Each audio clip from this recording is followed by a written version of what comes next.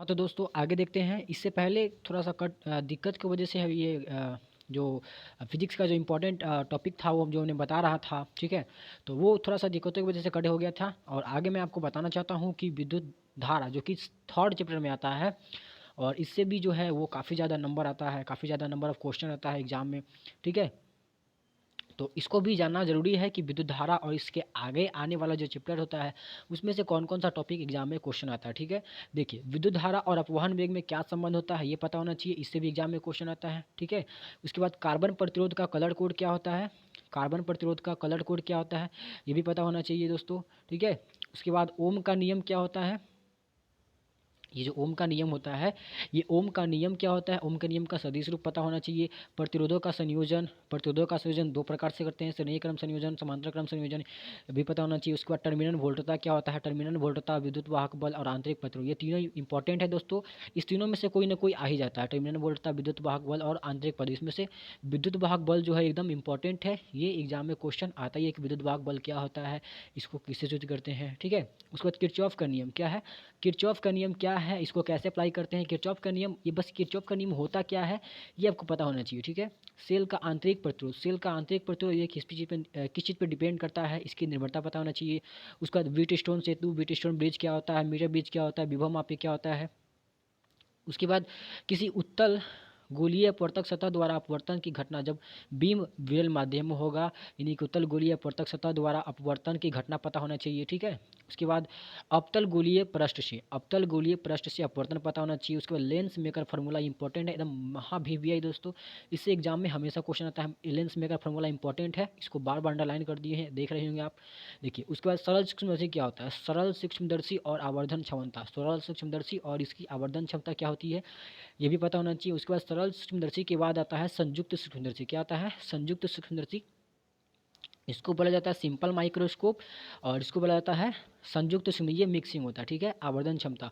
और दूरदर्शी क्या होता है? टेलीस्कोप, जिसको बोला जाता है टेलीस्कोप, इसकी आवर्धन क्षमता क्या होती है? ये तीनों का तीनों MVVI है दोस्तों, ये पता होना चाहिए, ठीक है? चलिए अगला टॉपिक है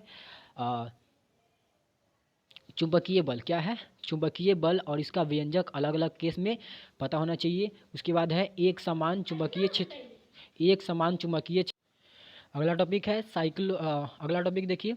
अगला टॉपिक जब आवेश चुंबकीय क्षेत्र से थीटा कोण पर भी वेग से प्रवेश करता है, तो इसमें इसकी इसकी जो इसकी जो चुंबकीय आवेश का जो मैग्नीट्यूड होता है, जो भी होता है, जब आवेश चुंबकीय क्षेत्र से थीटा कोण पर अभिवेग से गति प्रवेश करता है, तो उसका जो व्यंजक होता है वो आपको पता होना चाहिए दोस्तों, ठीक है? उसके बाद साइक्लोट्रॉन, इसकी परिसीमा, साइक्लोट्रॉन क्या होता है और इसकी परिसीमा भी आपको पता होना चाहिए।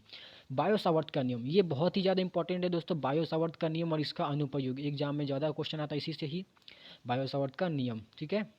उसके बाद वृत्ताकार धारावाही कुंडली के केंद्र पर चुंबकीय क्षेत्र, धारावाही वृत्ताकार कुंडली के अक्ष पर स्थित किसी बिंदु पर चुंबकीय क्षेत्र, ठीक है? अगला टॉपिक बहुत इंपॉर्टेंट है दोस्तों, एम्पियर का परिपथीय नियम। एम्पियर का परिपथीय नियम ये सबसे ज़्यादा इंपॉर्टेंट है, इससे भी क्वेश्चन आता है। और इसका अनुप्रयोग, इसके अनुप्रयोग में बहुत से केसेस आ जाएंगे, जैसे धारावाही चालक तार के कारण चुंबकीय क्षेत्र की गणना, ठोस बेलनाकार धारावाही चालक के कारण चुंबकीय क्षेत्र की गणना, ठीक है? चलिए आगे देखिए। तो इसमें ठोस बेलनाकार धारावाही चालक तार के कारण चुंबकीय क्षेत्र में क्या आता है? 3 केस आ जाता है। जब बिंदु चालक तार के से बाहर हो, ठीक है, जब बिंदु चालक तार के सतह पर हो और जब बिंदु चालक तार के भीतर हो, ठीक है? चलिए आगे देखिए। अगला इंपॉर्टेंट टॉपिक है एम्पियर के नियम का अनुप्रयोग। क्या है दोस्तों? एम्पियर के नियम का अनुप्रयोग। तो एम्पियर के नियम का अनुप्रयोग में परिनालिका आ जाता है। क्या आता है? परिनालिका और इसके कारण चुंबकीय क्षेत्र की गणना, ठीक है? उसी में आ जाता है टोरॉइड। क्या आ जाता है? टोरॉइड और इसके कारण चुंबकीय क्षेत्र की गणना। और इसमें भी बहुत सारा केसेस आता है, जैसे कि इसमें 3 केस आता है।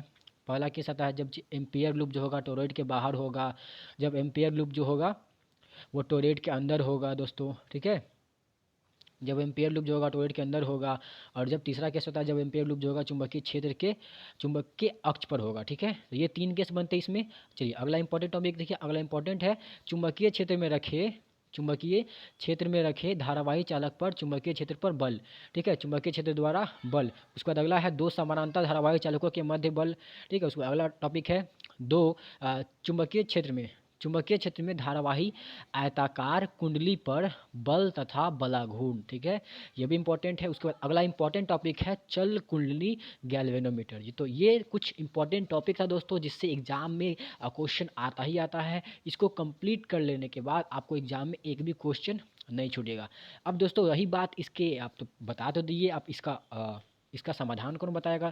तो दोस्तों आपको हम बता देना चाहते हैं कि अगर आपको इसका कुछ वीडियो चाहिए, जो टॉपिक आपको नहीं आता होगा, तो वो टॉपिक आप हमारे कमेंट बॉक्स में ज़रूर लिखिए। उसको लिखने के बाद अगर आप उसका अगर आप वीडियो रिकमेंड करते हैं, और अगर आप चाहते हैं कि हम वीडियो बनाएं, तो आप ज़रूर से ज़रूर उसको आप कमेंट बॉक्स में, हमारे चैनल के कमेंट बॉक्स में ज़रूर से लिखिए कि आप इस विषय में वीडियो बनाइए। और बाकी का बात रही कि आपको अगर ये वीडियो अच्छा लगेगा दोस्तों, तो आप अपने दोस्तों के साथ ज़रूर शेयर कीजिए। इसके बाद मैं आप लोगों के लिए कुछ कुछ जो इम्पोर्टेंट होगा वो मैं आपके लिए वीडियो ज़रूर लाऊंगा, और बाकी आप खुद चाहिएगा तो मैं ज़रूर लाऊंगा, ठीक है। चलिए रही बात इतना ही, ठीक है। फिर मिलेंगे अगले वीडियो में, तब तक के लिए जय हिंद, बाय बाय, ठीक है।